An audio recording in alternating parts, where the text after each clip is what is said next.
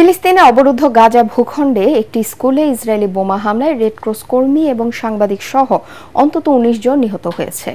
আহত হয়েছেন কমপক্ষে ২৫ জন। এদিকে গাজা উপত্যকার ৭৭% দখল করে নিয়েছে ইসরায়েল। পুরোপুরি দখলে না নেওয়া পর্যন্ত এই যুদ্ধ চলবে বলে জানিয়েছেন ইসরায়েলের প্রধানমন্ত্রী বেঞ্জামিন নেতানিয়াহু।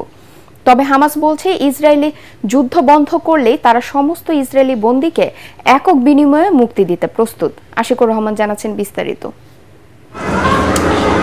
ফিলিস্তিনের অবরুদ্ধ গাজায় নিয়মিত হামলা চালিয়ে যাচ্ছে ইসরায়েল। এবার আশ্রয়কেন্দ্র হিসেবে ব্যবহৃত হওয়া একটি স্কুলে হামলা চালায় দখলদার বাহিনী। এতে কমপক্ষে ১৯ জন নিহত এবং ২৫ জন আহত হয়েছেন। এর মধ্যে ২ জন রেড ক্রস কর্মী এবং এক সাংবাদিকও রয়েছেন। টানা সপ্তমবারের মতো বেস্ট টিস্যু পেপার ব্র্যান্ড হিসেবে স্বীকৃতি পেয়েছে বসুন্ধরা টিস্যু।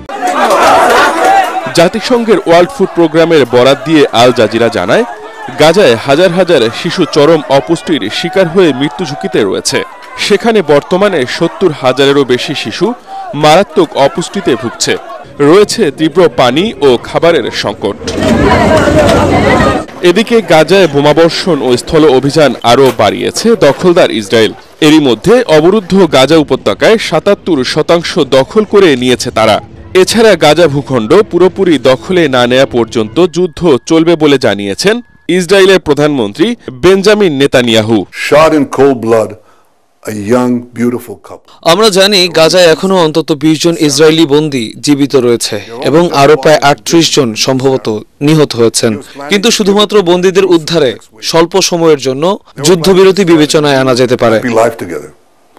অন্যদিকে গাজা ভিত্তিক স্বাধীনতাকামী সশস্ত্র গোষ্ঠী হামাস জানিয়েছে, যদি ইসরায়েল স্থায়ী যুদ্ধবিরতিতে যায় এবং ফিলিস্তিনি বন্দীদের মুক্তি দেয়, তাহলে সমস্ত ইসরায়েলি বন্দীকে একক বিনিময়ে মুক্তি দিতে প্রস্তুত তারা।